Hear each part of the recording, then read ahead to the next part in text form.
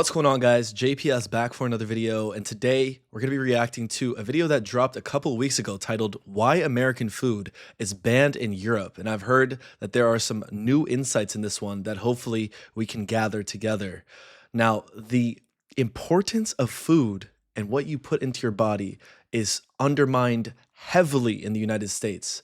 People don't realize that you are what you eat. If you're going to eat unhealthy, ultra processed, high fat foods, you're going to feel lethargic and lazy, and it's going to influence your day and your behavior. Whereas if you eat a healthy, balanced meal with lots of nutrition and, things we should be eating, then you're going to feel way better, and it will just give you more energy and you'll feel vitalized to go through your day. But listen, guys, the American food issue is such a big problem, and it's incredibly misunderstood or not even understood at all by many American citizens. The Food and Drug Administration, which is the entity responsible for passing certain foods as healthy, it shouldn't have to pass food. That's kind of weird to begin with. It's constantly lobbied by these pharmaceutical companies who they spend so much money. Last year, record amount of money spent. This year will be the same thing, to put pressure on the FDA to approve their food. Say food because it's not really food, it's a bunch of chemicals, and that's literally legal bribery. So I don't know why corporations are allowed to lobby the government. That's a big problem in the US, and yeah, with our food especially. So I feel quite strongly about this topic, like many things we cover, but this one especially, because a lot of Americans don't realize how poorly we have it. And we're going to see why Europe decided not to allow some of our foods through. Before we get into that, guys, take a look at my new merch brand. First link in the description. This piece specifically, okay, my top video is literally me being shocked at how all Germans move out of the way for an ambulance, right? Top video on this channel. And I think that that's such like a big thing in your country, but no one's going to really talk about that. Like, I know when you guys move over, when there's an emergency vehicle coming through, you're in your head, you're like, oh yeah, we're all going to get over. It's going to be so smooth and systematic. And you probably feel proud, but no one's going to bring attention to that really, because it's like a second nature type of thing in German society. But an outsider, though, who points that out and is like me, who saw that for the first time, was shocked, because I still can't believe it every time I see it. So you guys can bring some of that, bring that proud moment to people you see on the street by wearing this shirt. I think it's super cool. Let me know your thoughts in the comments, but a first link in the description to check out the merch. I'm sorry for the long intro, guys. I appreciate you all for watching this. No pressure. Let's get right into it. Here we go. McDonald's operates in 118 countries. In the UK, their burger bun has about a dozen ingredients. But in the US, the same bun has over 25.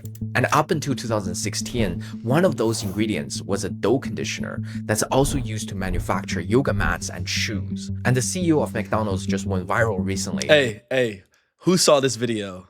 Who saw this video? This guy took a little bite. This is the most, CEOs are not human. When you get to that level of power and money, you lose all of your human essential values. Empathy, love, compassion, all that is gone. This is not a real guy. Like, this is, I don't know what we're looking at, but it's not a human anymore. I'm telling you. What a bum. Eating one of these burgers on camera, calling it the product the entire time. Not the burger, not the food, the product. And honestly, that might be the most accurate description of American food right now, because there are over 3,000 additives approved in the US that are restricted or banned in other developed countries. And every single one of them got there through a regulatory loophole that was created in 1958 and hasn't been meaningfully updated since. So the question isn't whether these companies can make food without these chemicals. They make cleaner versions of the same products for every other country they sell in. The question is why they choose not to do it here. Because they can. I didn't know about this 1958 legal loophole thing. To understand how this works, let's forget about the history for a second and just follow a product. Let's say a food company develops a brand new chemical, never been tested, never been reviewed, and they want it in a box of cereal by next month. Let's call it Compound X. Here's what happens. The company would hire a panel of scientists to review the safety data on Compound X. Many of these scientists have financial ties to the company paying them. And every single time they reach the same conclusion. Compound X is generally recognized as safe, or GRAS. That GRAS label is so important because it's basically a golden ticket. Any ingredient that gets classified as GRAS is completely exempt from the FDA's normal approval process. No safety review, no testing requirements, no waiting period. It skips the entire line. What we have seen over time is that companies are creating new ingredients, having their own scientists or hiring outside scientists to make their own determinations that an ingredient is safe. And then once they self-declare that their ingredient is safe, they don't have to go through that pre-market process. You guys see how like there's just so much space between that? Like that just shows you how much of a jump that is. Oh, you get a bunch of scientists to say it's safe. Okay, it's good. Like we need to know who these, there needs to be like a panel of scientists who are independent, not tied with the company, who go out and test these things using the exact same methods, the scientific method and procedures to actually test if it's safe. Are we going to be able to look into the laboratory results, how they found these results, you know, all this type of stuff? There's just so many gray areas within this process that allow for a bunch of bullshit to go down. And look at this. And now we got 30 chemicals in Fruit Loops in our cereal. And this is the stuff we're meant to be feeding our children in the United States. All this processed shit.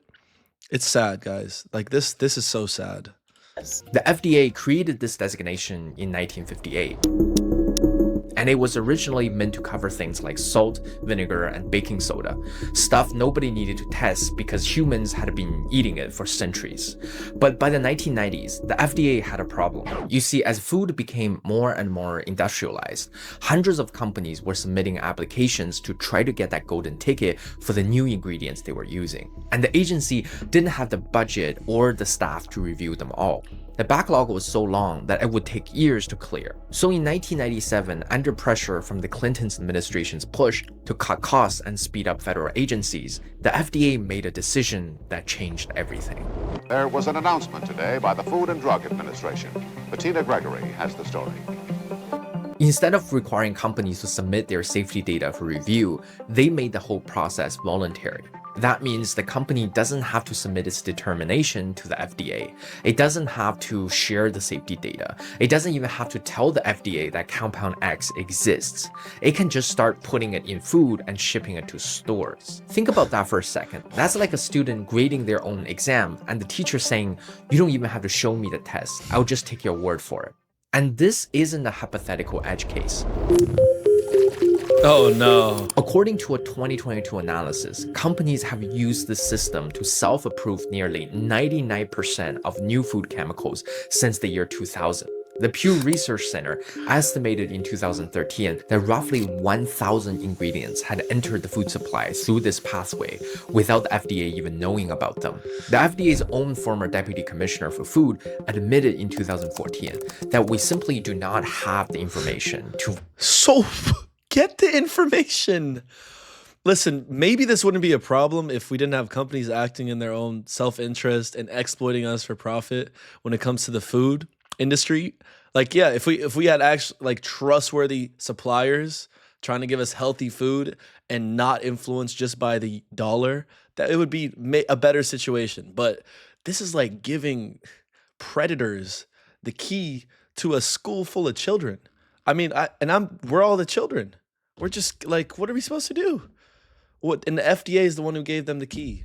So they had to have known that giving the companies that much freedom would be detrimental to our food, health, and safety. Like, it's pretty obvious, but ooh, this is a really, guys, I knew this would be a good video, but This is a lot of new info. I'm liking this. vouch for the safety of many of these chemicals. So the system that was designed in 1958 to exempt salt and vinegar from paperwork is now the primary pathway that the entire food industry uses to put new chemicals into your food without any oversight. And this is where you start to see why the same food tastes different depending on which country you buy it in.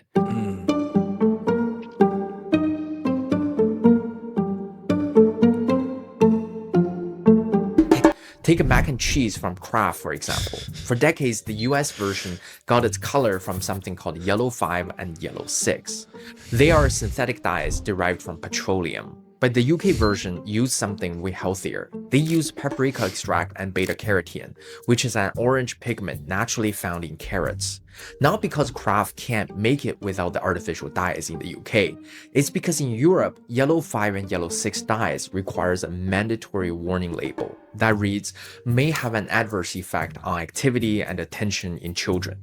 Rather than putting a warning on the box, Kraft just formulated for the European market. But in the US, no warning is required, so the artificial version stays on the shelf. Another good example is the popular drink Mountain Dew. It contains brominated vegetable oil in America, a pretty bad oil for your heart, but not in Europe or Japan because they're banned in those countries. Bread products across dozens of American brands contain potassium bromate, a dough strengthener banned in Canada, the UK, the EU, China, and Brazil because research linked Listen, even China is banning it? What are we doing, guys? China and Brazil because research linked it to kidney damage and cancer in animal studies. California banned it in 2023, but at the federal level, it's still approved, which means a chemical that most of the developed world considers unsafe is sitting in the bread aisle of grocery stores in 46 out of 50 American states. None of these companies are being forced to use these ingredients. They're making a financial calculation that using cheaper inputs in the American market is worth it because the regulatory system doesn't penalize them for doing so. The US operates on an innocent until proven guilty standard, where an ingredient is assumed safe until enough evidence accumulates over years or decades to prove it's harmful. Yeah, and that's just like, that's a guinea pig status right there. It really should be guilty until proven innocent, because then you have to really show why it's in the food, why it's worth it.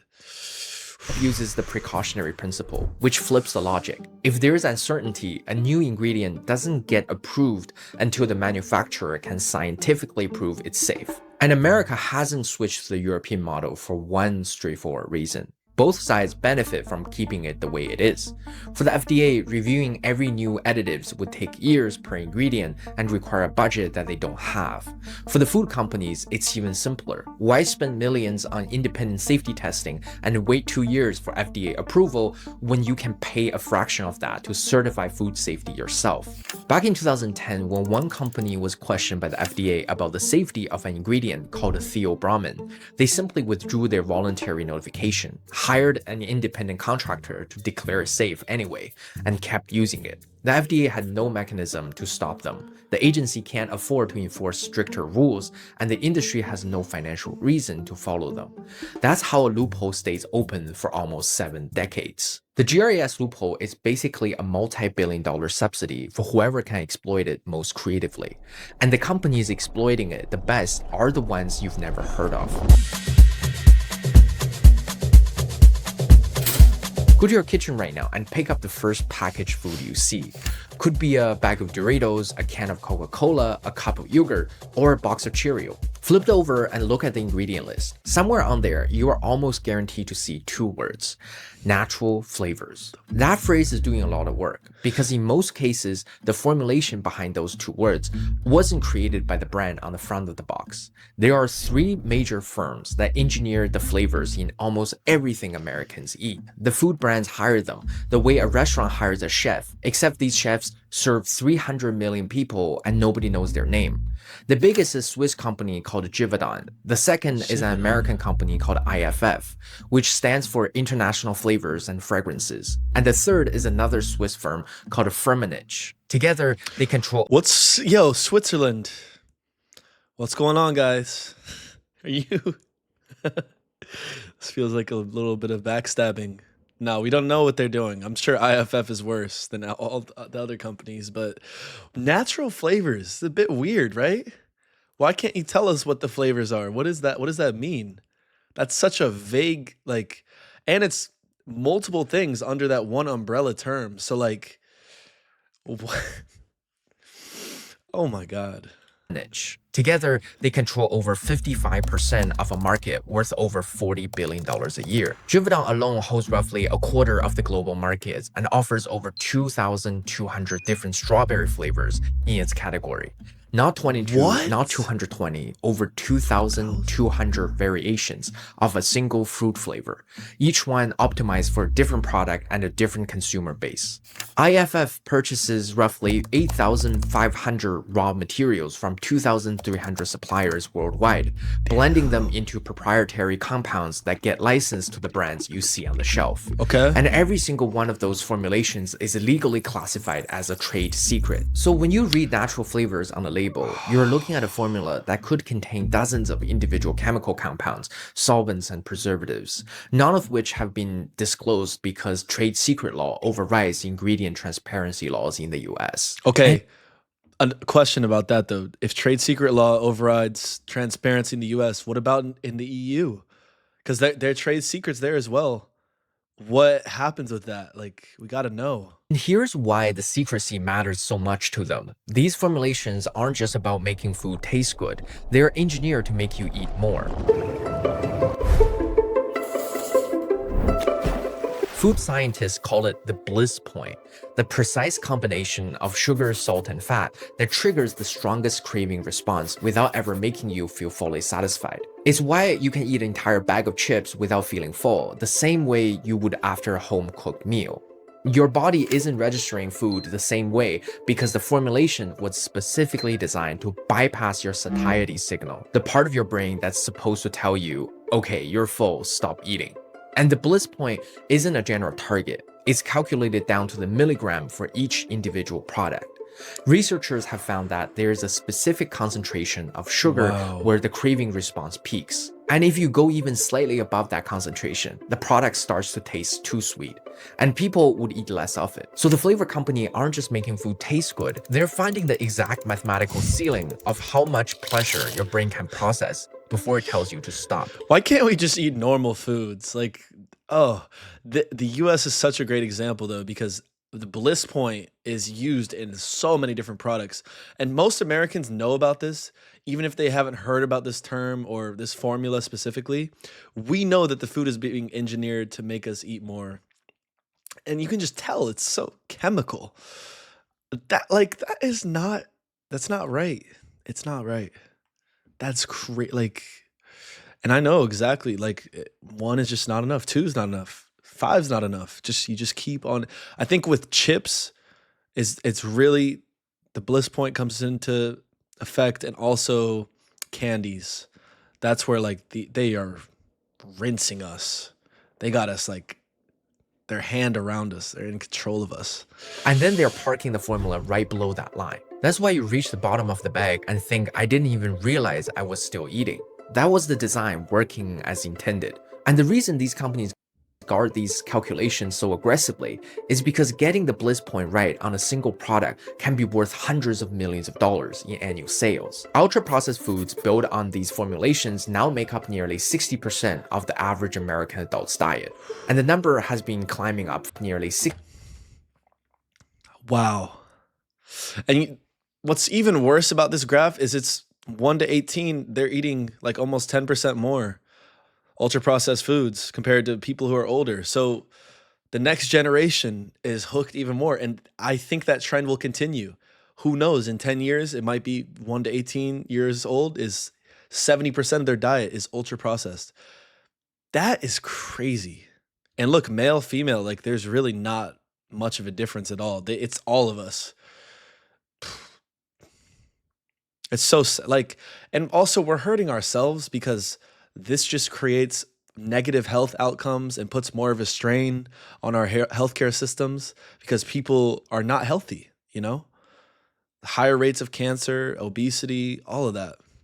And that's just like the physical impacts. Imagine like psychologically and from a neurological standpoint, how this is affecting people's brains and the way that they operate. It can't be good. It can't be good for you. 60% of the and the number has Oh. been climbing up for decades. And studies are now linking high ultra-processed food consumption to increased rates of obesity, type 2 diabetes, cardiovascular disease, and cognitive decline. Bro, cognitive impairment and strokes. Oh my God. But the FDA has no regulatory category for ultra-processed. This means the fastest growing segment of the American diet exists in a complete regulatory blind spot. But the good news is that the FDA was directed in 2025 to explore closing the GRAS self-affirmation loophole. But the rulemaking usually takes years, and the food industry will lobby against any changes that increase their costs. And thousands of FDA scientists were fired in April 2025 due to cost-cutting measures. It means the agency now has even fewer resources to enforce the rules it already has. If you want to protect yourself today, here's something you can do the next time you're at the grocery store.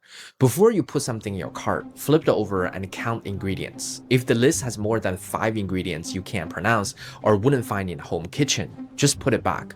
If natural flavors appear in the first 5 ingredients, the product is more engineered than you think. And if you really want to know whether what you're buying is safe, check if the same product exists in the European version. If the European label is shorter, you know that the American version contains things that at least one developed countries decided weren't worth the risk. I'm curious to know what you think about ultra-processed food, and let me know your thoughts in the comments. If you enjoyed this deep dive on food, here's another video where I dive even deeper on a different topic. Thank you so much for watching, and I hope.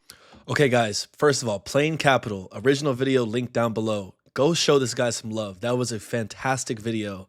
And I think he has only dropped a couple of videos. Like, he's a newer YouTuber, so he deserves way more subscribers. Like, this guy is killing it. That was a great video. And he brought up, again, I think the biggest point in this video was the loophole. I don't know if it's 1958 or whatever, but like the fact that that has been in place for such a long time and has not been questioned or anything, it just shows like the lack of awareness that exists in this country. And the people that are aware, they're in power and they're keeping these things in place. So Trump basically moved funding from the FDA, the IRS, responsible for taxes, responsible for food. What else? He took away TSA funding temporarily, which is our airport security, and then he just throws it into the Department of Defense and ICE. Like, it's just basically removing safeguards so these companies can just get more and more through. And that's exactly why they voted Trump in, because they know that it's going to be less oversight and more money in their pockets. And that is very unfortunate for those of us who aren't CEOs and who are just like average Americans. We're kind of just have to deal with the ramifications from those types of decisions. So yeah, this was a very tough watch for me because I know, like, I just going through my day to day, just go out in public and you see so much fat on people's bodies, so many like just processed and artificial foods and flavorings that people are eating. And it makes, once you gain that awareness, which I have done from watching these types of videos, like before I didn't really realize it. I didn't see this, but now it's like, you can't unsee it. It's just our society is so unhealthy and so ignorant. They don't understand what's going on. So it's literally the perfect storm for all of these things to happen. And, hopefully things, I don't know how they're going to change, but because it's us versus the corporations, and they'll do whatever it takes to stay up there and keep the FDA down there. Let me know your thoughts in the comments, guys. I appreciate y'all for sticking with me and watching to the end, and I'll see you guys in the next one. Peace.